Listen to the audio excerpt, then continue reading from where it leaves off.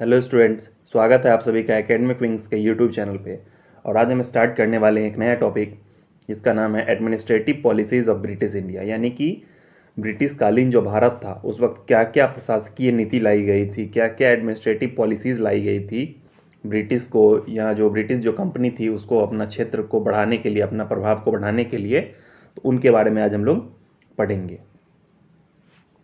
पहले तो देखते हैं क्यों आया ये चीज़ और किस तरीके से ब्रिटिश आगे बढ़े। तो ये एक क्लियर पॉइंट था कि दो तरीके अपनाए ब्रिटिश ने भारत में अपने क्षेत्र को विस्तार करने के लिए, भारत में अपने प्रभाव को फैलाने के लिए अंग्रेजों ने दो तरीके अपनाए। पहला तो ये तरीका था कि जो लोकल रूलर्स थे उनको हरा करके उनके क्षेत्र को एनेक्स कर लेना, उनके क्षेत्र को अपने क्षेत्र में विलय कर लेना। और दूसरा था प्रशासकीय नीतियाँ, यानी कि एडमिनिस्ट्रेटिव मेजर्स, जिसके बारे में आज हम लोग पढ़ेंगे। तो अगर हम लोकल रूलर्स के बारे में देखें तो मैप के माध्यम से अगर इसको हम लोग देखना चाहें तो पहले तो ये बंगाल का जो क्षेत्र था उस वक्त का, इस क्षेत्र में ब्रिटिश ने वहाँ के जो लोकल जो नवाब थे, सिराजुद्दौला हो, उनको अपने क्षेत्र में मिलाया। फिर अगर हम साउथ इंडिया में आए तो मैसूर का जो क्षेत्र था, इसमें हैदर अली और टीपू सुल्तान जैसे शासकों को हरा करके इन्होंने अपने क्षेत्र में मिलाया। उसके बाद अगर हम पश्चिम भारत में चले तो मराठा एक बहुत बड़ी शक्ति हुआ करते थे, उनको हरा के इन्होंने अपने क्षेत्र में मिलाया। पंजाब, ये सारे काफ़ी ऐसे थे जिनको युद्ध के माध्यम से ब्रिटिश ने अपने क्षेत्र में मिलाया और अपना साम्राज्य विस्तार किया। लेकिन हर एक जगहों पर ये युद्ध की नीति ही नहीं चल रही थी, तो इसलिए कुछ जगहों पर उन्होंने डिप्लोमेसी का सहारा लिया। डिप्लोमेसी का सहारा लिया इसका मतलब प्रशासकीय नीतियाँ लाई और उस तरीके से अपने क्षेत्र को आगे बढ़ाया, फैलाया। तो इसमें तीन मेजर पॉलिसीज थी जिनके बारे में हम लोगों को पढ़ना है। एग्जाम पॉइंट ऑफ व्यू से ये तीनों काफ़ी इंपॉर्टेंट है, वो चाहे पीटी हो या मेंस हो या कोई भी एग्जाम हो। तीन मेजर जो पॉलिसीज थी ब्रिटिश की, उसके बारे में हम लोग पढ़ेंगे। इसमें डिप्लोमेटिक बहुत ज़्यादा जो एलिमेंट था वो दिखता था, क्योंकि ये युद्ध नहीं, ये पेपर पर बैठ के, ये टेबल पे इस चीज़ को सेटल करना चाहते थे और उस क्षेत्र को धीरे धीरे अपने साम्राज्य में ब्रिटिश मिला लेना चाहते। तो पहला जो पॉलिसी था वो था पॉलिसी ऑफ रिंग फेंस, इसको घेरे की नीति भी कहते हैं हिंदी में। तो पॉलिसी ऑफ रिंग फेंस था और इसके बारे में पूछा जाता है किनके द्वारा ये लाया गया था या किनके काल में ये सबसे ज़्यादा हुआ, तो वारेन हेस्टिंग जो गवर्नर जनरल थे उनके काल में पॉलिसी ऑफ रिंग फेंस या घेरे की नीति लाई गई थी। इसके बारे में हम लोग आगे डिटेल देखेंगे। दूसरा है सब्सिडियरी अलायंस या फिर सहायक संधि जिसको कहते हैं हिंदी में, वो लॉर्ड वेलेस्ली के कार्यकाल के दौरान आया था। सबसे ज़्यादा इस वक्त उनके प्रभाव पड़ा था इनके क्षेत्र में। और तीसरा जो था वो है डॉक्ट्रिन ऑफ लैप्स, यानी कि ये एक तरीके से हड़प की नीति थी। ये डलहौजी के कार्यकाल में, लॉर्ड डलहौजी जो थे गवर्नर जनरल, उनके कार्यकाल के दौरान ये लाई गई थी। एक एक करके तीनों पॉलिसीज को हम लोग डिटेल में समझने का प्रयास करते हैं। तो सबसे पहला जो है हमारा वो है पॉलिसी ऑफ रिंग फेंस, यानी कि घेरे की नीति। तो इसके बारे में सबसे पहला क्वेश्चन पूछा जाता है किस गवर्नर जनरल से संबंधित है, तो वारेन हेस्टिंग से संबंधित है। अब ये पॉलिसी क्या था, तो इसका जो मुख्य उद्देश्य था इस पॉलिसी का, वो एक बफर जोन क्रिएट करना था। किसके किसके बीच में, तो कंपनी और उसके जो दुश्मन राज्य जो थे या उसके जो भी जहां से भी उसको संभावित खतरा लगता था उसके बीच में। अब ये क्या है तो ये देखते हैं। जैसे कि अगर हम एक क्षेत्र को ले ले, ये क्षेत्र ये कंपनी का है और ये कोई एक क्षेत्र है जो कंपनी के दुश्मन है, यानी कि इस क्षेत्र से कंपनी को खतरा हो सकता है। तो कंपनी की क्या पॉलिसी होती थी कि जो बीच के जो छोटे छोटे जो प्रदेश होते थे उनको एक तरीके से बफर स्टेट के बीच में, यानी कि अपने और अपने दुश्मन के बीच के क्षेत्र में एक सुरक्षा घेरा बना लेते थे ये लोग, और इस क्षेत्र को वो प्रोटेक्ट करते थे, उनको सैनिक प्रदान करते थे और हर तरीके से उनकी मदद कर सकते थे, ताकि जब भी इनके दुश्मन को इनके ऊपर अटैक करना हो तो उनके लिए एक सेफ्टी के रूप में ये जो बीच का स्टेट है ये वर्क करे। और इसी के तहत ये अपने आसपास के सभी क्षेत्रों में बना लेते थे और इसी को हम लोग पॉलिसी ऑफ रिंग फेंस यानी कि सुरक्षा घेरे की नीति के रूप में जानते हैं। और ये वारेन हेस्टिंग के कार्यकाल के दौरान आया था और ये काफी महत्वपूर्ण था।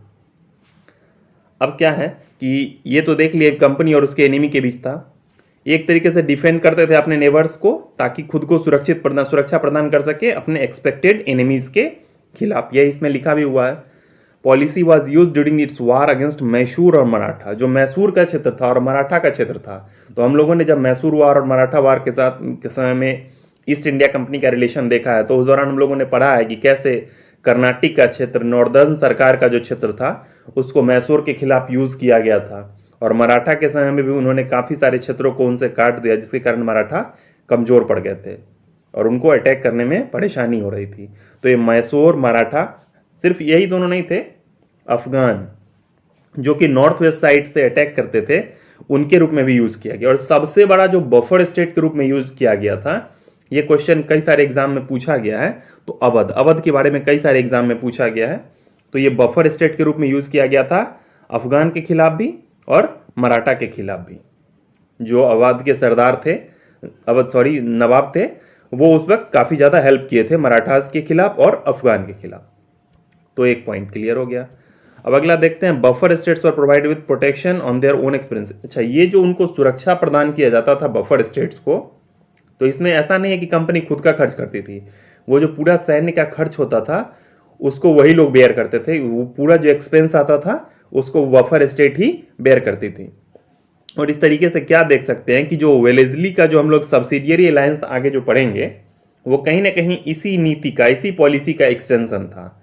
हम लोग जब सब्सिडियरी अलायंस आगे देखते हैं तो उसमें इसको रिलेट करने का कोशिश करेंगे, क्योंकि इसमें भी जो सैन्य सुरक्षा प्रदान किया जाता था, जो मिलिट्री प्रोटेक्शन प्रोवाइड किया जाता था, उसका जो एक्सपेंस होता था वो रिलेटेड स्टेट ही, जो कंसर्न स्टेट होती थी, वही प्रोवाइड करती थी।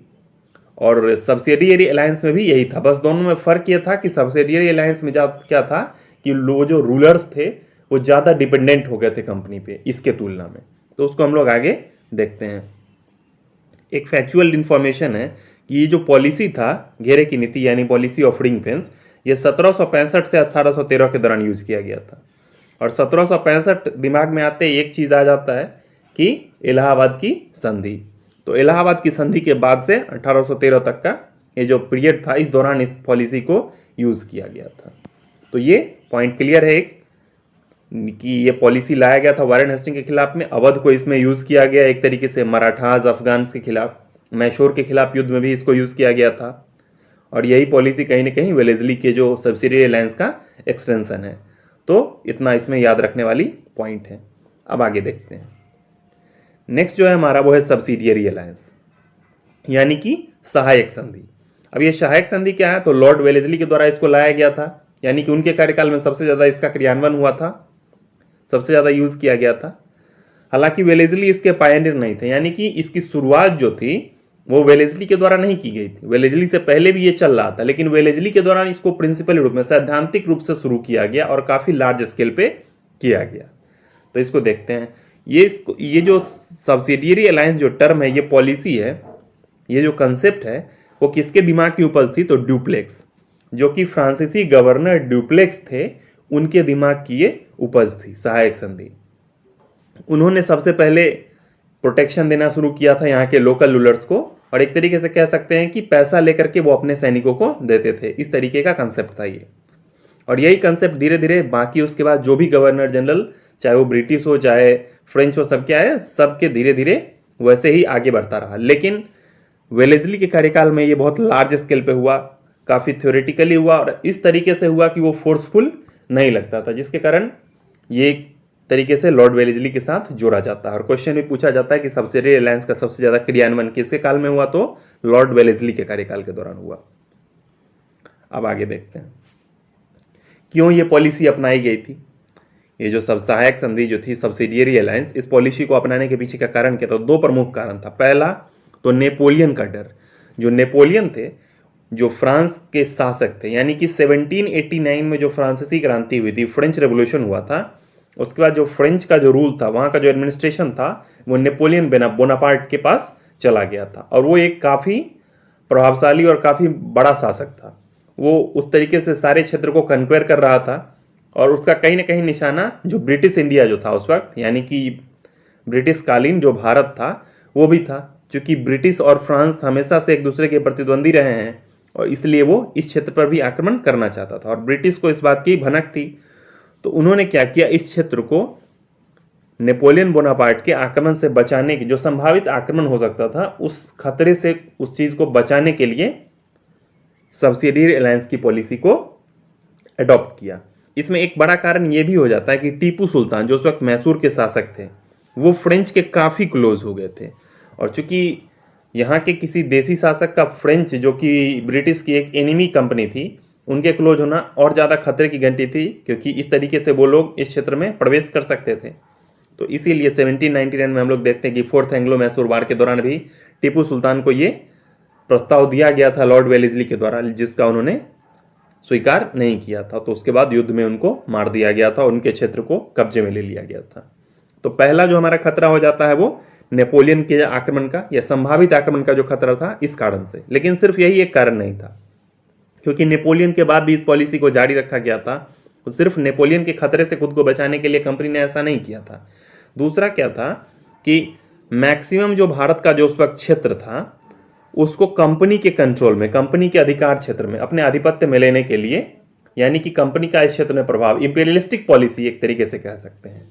जो वेलेस्ली जो थे, लॉर्ड वेलेस्ली, उनका इंपीरियलिस्टिक पॉलिसी यानी कि साम्राज्यवादी जो विचारधारा था उसको आगे बढ़ाने के लिए इस तरीके का कार्य लॉर्ड वेलेस्ली के द्वारा किया गया था। तो दो बड़ा कारण था, पहला तो नेपोलियन का संभावित खतरा और दूसरा कंपनी के अधिकार क्षेत्र को बढ़ाना, जरूरत से ज्यादा जो क्षेत्र था उसको अपने अधिकार में ले लेना ताकि पूरे भारत पे कहीं ना कहीं धीरे धीरे उनका कब्जा हो सके। अब आगे देखते हैं हम लोग features of subsidiary alliance. Subsidiary जो अलायंस थी, जो सहायक संधि थी, उसकी क्या क्या विशेषता थी इसको हम लोग देखते हैं। तो इसके तहत क्या होता था कि एक परमानेंट जो ब्रिटिश आर्मी थी, ब्रिटिश रेजिमेंट थी, एक टुकड़ी जो थी वो कंसर्न्ड स्टेट यानी कि जिस क्षेत्र के साथ, जिस राज्य के साथ सहायक संधि की जाती थी उस राज्य में एक परमानेंट ब्रिटिश आर्मी को रखा जाता था, एक टुकड़ी को, और वो भी उसी राज्य के खर्च पर। तो इकोनॉमिक रूप से भी और सामरिक यानी कि सैन्य रूप से भी वो क्षेत्र जो है वो ब्रिटिश के ऊपर डिपेंडेंट हो जाते थे। ये एक पहला फीचर हो जाता है। दूसरा क्या होता है कि एक रिप्रेजेंटेटिव यानी कि ईस्ट इंडिया कंपनी का एक रिप्रेजेंटेटिव जो था वो हमेशा उस राज्य के दरबार में मौजूद रहेगा। उनके कार्य में हस्तक्षेप तो वो नहीं करता था, लेकिन हर चीज को देखता था, मॉनिटर करता था। तो एक रिप्रेजेंटेटिव जो कि ब्रिटिश इंडिया का पक्ष वहां रखता था वो उसके दरबार में मौजूद रहता था। ये दूसरा एक पॉइंट हो गया। तीसरा पॉइंट क्या होता था कि जो भी स्टेट होंगे, जो भी अलाइड स्टेट होंगे, वो अपना कोई भी संबंध, कोई भी रिलेशन किसी दूसरे यूरोपियन कंपनीज के साथ नहीं बना सकते हैं बिना ब्रिटिश इंडिया के पूछे। यानी कि जो कंपनी की जो फॉरेन पॉलिसी जो थी वो डिसाइड की जाती थी। जो भी उसके साथ सब्सिडियरी अलायंस में जो जुड़े हुए राज्य रहते थे वो अपनी मर्जी से अपनी विदेश नीति को तय नहीं कर सकते थे। जो कंपनी का दिशा निर्देश होगा उसी को वो फॉलो करते थे। तो एक तरीके से फॉरेन पॉलिसी के मामले में भी डिपेंडेंट हो गए, इकोनॉमिक रूप से भी डिपेंडेंट हो गए, और एडमिनिस्ट्रेटिव रूप से क्योंकि कंपनी का रिप्रेजेंटेटिव कोर्ट में मौजूद रहता था। ये तीन तरीके से हो गए। एक हालांकि इसमें जो पॉइंट डाला गया था जिसको बहुत अच्छे से फॉलो नहीं किया जाता है आगे चल के, वो था कि कंपनी जो थी वो इंटरफेयर नहीं करेगी इंटरनल मैटर में। कोई भी जो उस राज्य का आंतरिक मामला होगा, चाहे वो शासन का या फिर उत्तराधिकार का, इस तरीके के मामले में वो हस्तक्षेप नहीं करेगी, ऐसा उसमें क्लॉज डाला गया था। लेकिन इसको बहुत अच्छे तरीके से फॉलो नहीं किया जाता है। अब अगला एक देख लेते हैं कि किस तरीके से इस जो सब्सिडियरी अलायंस यानी सहायक संधि जो था वो उसको भारत में इस तरीके से अपनाया गया, किस किस राज्य के साथ इस क्षेत्र को किया गया। तो कुछ इंपॉर्टेंट नाम हैं जो एग्जाम में काफ़ी ज़्यादा पूछे जाते हैं। तो पहला है निज़ाम के, हैदराबाद के निज़ाम। ये क्वेश्चन पूछा जाता है कि किस राज्य ने सबसे पहले सहायक संधि को स्वीकार किया था। तो हैदराबाद के निज़ाम ने, या इस शासक के नाम से भी पूछा जाता है, तो हैदराबाद के निज़ाम ने सबसे पहले इस चीज़ को स्वीकार किया 1798 में, 1798 में हैदराबाद के निज़ाम ने किया था। उसके बाद 1799 में, 1799 में मैसूर, तंजौर जो कि साउथ इंडिया का जो क्षेत्र था उसने भी इस चीज़ को अपनाया। मैसूर में 1799 में फोर्थ एंग्लो मैसूर वार के बाद वोडियार डायनेस्टी के जो एक हिंदू रूलर था, एक छोटा सा बच्चा, उसको राजा बना दिया गया था और उसके साथ सहायक संधि कर ली गई थी। ये हम लोगों ने एंग्लो मैसूर वार के दौरान पढ़ा है। उसके बाद 1801 में अवध के साथ भी कर लिया गया था, वहाँ के जो नवाब थे उनके साथ। 1802 में पेशवा के साथ, जो कि बाजीराव द्वितीय थे, जो कि बेसिन में जाकर के संधि कराए थे, वो भी एक इम्पॉर्टेंट है। तो 1802 में पेशवा भी सब्सिडियरी अलायंस कर लिए। 1803 में एक और मराठा भोंसले कर लेते हैं। 1804 में सिंधिया जो कि ग्वालियर के थे, वो भी एक मराठा कन्फेडरेसी थी, वो भी कर लेते हैं। ये सब कुछ इंपॉर्टेंट है, ऐसा नहीं है कि सिर्फ इतने लोग ही किए थे, लेकिन ये सब एग्जाम के दृष्टिकोण से काफ़ी इंपॉर्टेंट पूछे जाते हैं। एक जो पॉइंट है कि होलकर आखिरी मराठा थे जो सब्सिडियरी अलायंस एक्सेप्ट किए थे 1818 में। जो इंदौर के होलकर थे वो आखिरी थे, जिसके एक महत्वपूर्ण शासक यशवंतराव होलकर थे। तो ये क्वेश्चन पूछा गया कि किस मराठा कन्फेडरेसी ने सबसे अंतिम में सहायक संधि को स्वीकार किया था, तो होलकर ने। अब आगे देखते हैं इसका प्रभाव क्या क्या होता है। कोई भी जो चीज़ हम अपनाते हैं, कोई भी जो पॉलिसी अपनाते हैं, तो उसका प्रभाव होता है, वो सकारात्मक भी हो सकता है और नकारात्मक, यानी कि पॉजिटिव और नेगेटिव दोनों इम्पैक्ट आता है। तो पहला तो ये देखते हैं कि रूलर्स जो थे, यहाँ के जो शासक थे, वो पूरी तरीके से ब्रिटिश पर डिपेंडेंट हो गए। और इससे क्या हुआ, जो आम लोग थे, जो वहाँ के प्रजा थी, उसको इग्नोर किया जाने लगा हर तरीके से। चाहे वो उनका आर्थिक रूप से भी जो उनको बढ़ोतरी होनी चाहिए वो नहीं हो रहे थे वहाँ, या कृषि क्षेत्र में हो या सामाजिक क्षेत्र में, किसी भी तरीके से उनको, क्योंकि कंपनी को धन से मतलब था और जो यहाँ के शासक थे वो उनको धन दे रहे थे, तो इसमें प्रजा का कोई भी देख रेख इसमें नहीं किया जा सकता था। तो एक पहला तो प्रभाव ये हो सकता है कि ईस्ट इंडिया कंपनी पर जरूरत से ज़्यादा जो डिपेंडेंसी आ गई थी और यहाँ की जो आम जनता थी वो नेग्लेक्ट हो रही थी। ये एक पहला पॉइंट हो जाता है। दूसरा पॉइंट क्या होता है कि जो यहाँ पे प्रिंसली स्टेट्स थे, जो यहाँ पे देसी शासक थे, वो आर्थिक रूप से काफ़ी कमज़ोर पड़ गए। इसका कारण क्या था कि वो ब्रिटिश आर्मी जो यहाँ रहती थी उसको पे करना होता था, तो उसको पेमेंट कैश में नहीं मिलता था उनको। वो जो ईस्ट इंडिया कंपनी थी, उन्होंने बहुत समझदारी से क्या किया कि कैश पेमेंट लेने के बजाय कुछ क्षेत्र का लैंड रेवेन्यू लेते थे, और जिससे उनको ज़रूरत से ज़्यादा फायदा होता था और यहाँ की जो देसी शासक थे, जो देसी रियासत थे, उनको नुकसान होता था और वो धीरे धीरे आर्थिक रूप से कमज़ोर हो गए। तीसरा जो पॉइंट है, इफेक्ट है, वो है प्रिंसली स्टेट, जो यहाँ के देसी रजवाड़े थे, यहाँ के देसी शासक थे, वो एक दूसरे से दूर हो गए, क्योंकि कंपनी के ऊपर सब डिपेंडेंट हो गए। कंपनी ही इनको सुरक्षा प्रदान करती थी और एक दूसरे के खिलाफ उन लोगों के मन में द्वेष भर गया और वो एक दूसरे के अगेंस्ट चले गए, क्योंकि वे एक तरीके से निशस्त्र हो गए। वो खुद की आर्मी नहीं रखते थे उतनी अच्छे तरीके से, और जो ब्रिटिश आर्मी होती थी वो एक दूसरे के खिलाफ इनको ट्रेन करती थी। तो ये एक तीसरा पॉइंट हो गया। चौथा और जो काफ़ी इंपॉर्टेंट है कि फ्रेंच का जो असर था वो नेग्लिजिबल हो गया, यानी कि नगण्य हो गया, खत्म हो गया एक तरीके से यहाँ के देसी शासकों में, क्योंकि कोई भी दूसरे यूरोपियन कंपनी के साथ कोई संधि नहीं हो सकती थी, कोई रिलेशन नहीं रखा जा सकता था विदाउट ब्रिटिश कंपनी के मंजूरी के, और न ही उनका कोई रिप्रेजेंटेटिव हो सकता था। तो इस तरीके से जो, और उस वक्त सिर्फ फ्रेंच ही एक कंपनी थी जो इनको टक्कर दे सकती थी, तो फ्रेंच का प्रभाव खत्म हो गया। तो ये सब्सिडियरी अलायंस का कुछ फीचर था, उसका हम लोगों ने फीचर देखा, उसका हम लोगों ने प्रभाव देखा, किस किस के साथ किया गया था वो देखा, किसके द्वारा लाया गया था और किसके दिमाग की ये सबसे पहली उपज थी। ये सब चीज़ों को हम लोगों ने क्लियर किया। अब आते हैं थर्ड पॉलिसी, जो कि काफ़ी इंपॉर्टेंट है और आखिरी पॉलिसी है जो हम लोग पढ़ने जा रहे हैं इस क्लॉज में, वो है डॉक्ट्रिन ऑफ लैप्स, यानी कि एक तरीके से हड़प की नीति, विलय की नीति, लॉर्ड डलहौजी के द्वारा लाई गई थी और इसको डलहौजी की हड़प नीति भी कहा जाता है, डॉक्ट्रिन ऑफ लैप्स को।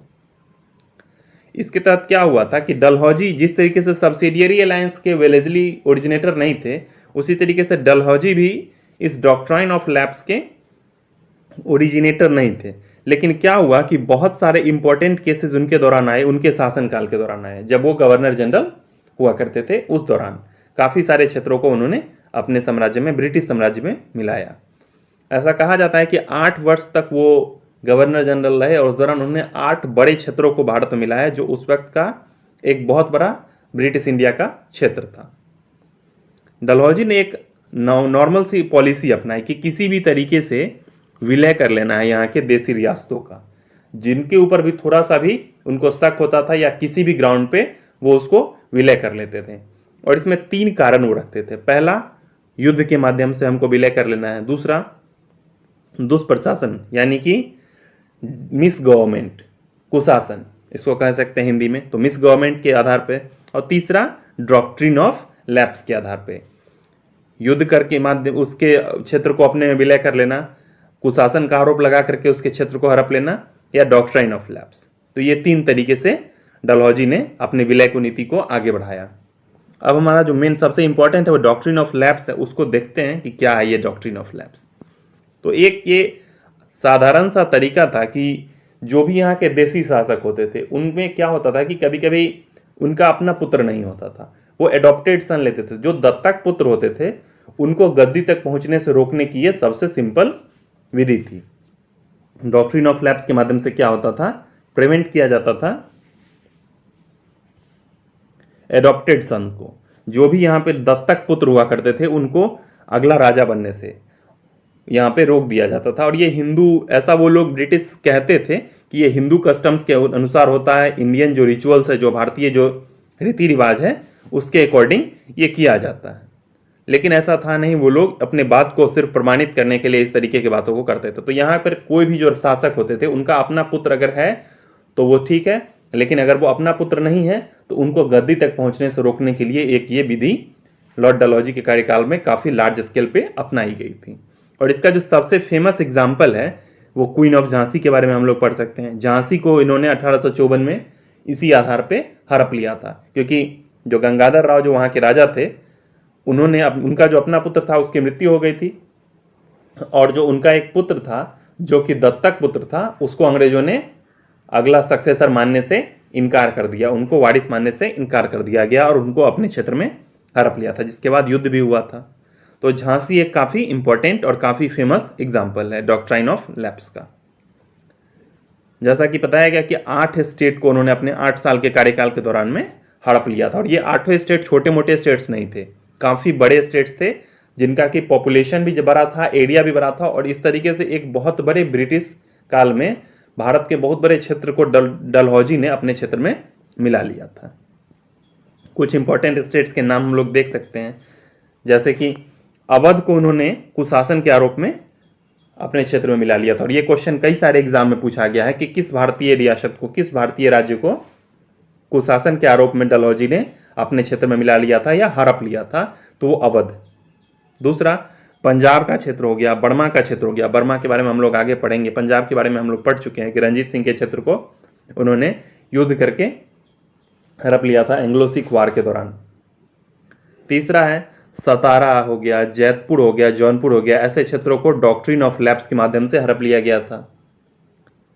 तो ये तरीके से हड़प नीति थी जो तीनों तरीके से डलहौजी के कार्यकाल में चलाई जा रही थी। अब डलहौजी से पहले भी ये नीति चल रही थी, डलहौजी के समय में भी ये नीति चली, तो दोनों में अंतर क्या हुआ? तो अंतर ये था कि डलहौजी से पहले के जो गवर्नर जनरल हुआ करते थे वो इस चीज पर विश्वास करते थे कि अगर किसी भी तरीके से ये विलय रुक सके और वहां के जो शासक रहे उनके पास ही पूरा कंट्रोल रहे, तो वो लोग उस पॉसिबिलिटी को अपनाते थे। लेकिन डलहौजी के कार्यकाल में क्या होता था कि वो एट एनी कॉस्ट, अगर वो लीगली है, किसी भी कॉस्ट पर थोड़ी सी भी उसको गलती दिखाई पड़ती थी, वो उस क्षेत्र को हड़प लेते थे। लॉर्ड डलहौजी में और पहले के जो उनके गवर्नर जनरल्स थे उनके कार्यकाल में यही डिफरेंस था, इसलिए इसको डलहौजी की हड़प नीति कहा गया है। अब कुछ फेमस एग्जाम्पल सब देख लेते हैं जो कि एग्जाम में काफी ज्यादा पूछा जाता है। पहला तो है सतारा, और यह पूछा जाता है कि सबसे पहले किस क्षेत्र को अपनाया गया था, तो सतारा को अपनाया गया था। सबसे पहले 1848 में सतारा को इन्होंने डॉक्ट्रिन ऑफ लैप्स के माध्यम से, क्योंकि उन दत्तक पुत्र को, जो गोद लिए हुए पुत्र थे, उनको शासक न मानकर इस क्षेत्र को, सतारा को अंग्रेजों ने अपने क्षेत्र में मिला लिया था। उसके बाद आते हैं जैतपुर, जो कि 1849 की घटना है। जैतपुर को भी इन्होंने अपने क्षेत्र में मिला लिया। तो ये सारे क्वेश्चंस पूछे जाते हैं, क्रोनोलॉजिकल में सजाने के लिए इस ऑर्डर में दिए जाते हैं एग्जाम में। तो सतारा, उसके बाद जैतपुर, फिर संबलपुर 1849 में ही। संबलपुर जो कि उड़ीसा का एक फेमस क्षेत्र है, तो इस संबलपुर के क्षेत्र को उन्होंने मिला लिया था। उसके बाद बथाट 1850 में। ये सारे एग्जाम में पूछे गए हैं क्वेश्चंस। उदयपुर जो राजस्थान का क्षेत्र है 1852 में, और झांसी का क्षेत्र और नागपुर का क्षेत्र 1854 में अंग्रेजों ने या डलहौजी के कार्यकाल में मिला लिया गया था। तो इस तरीके से देख सकते हैं कि एक काफी बड़ा चंक जो मेजर जो पोर्शन था ब्रिटिश इंडिया का, उसको डलहौजी ने अपने कार्यकाल के दौरान अपने क्षेत्र में मिला लिया। तो ये आज का हमारा आखिरी टॉपिक था। होप कि आपको अच्छा लगा। अगर आपको ये वीडियो अच्छा लगा हो तो लाइक कीजिए, सब्सक्राइब कीजिए और कमेंट करके बताइए कि कैसा लगा आपको। आप हमारा टेलीग्राम चैनल एकेडमिक विंग भी ज्वाइन कर सकते हैं। Thank you.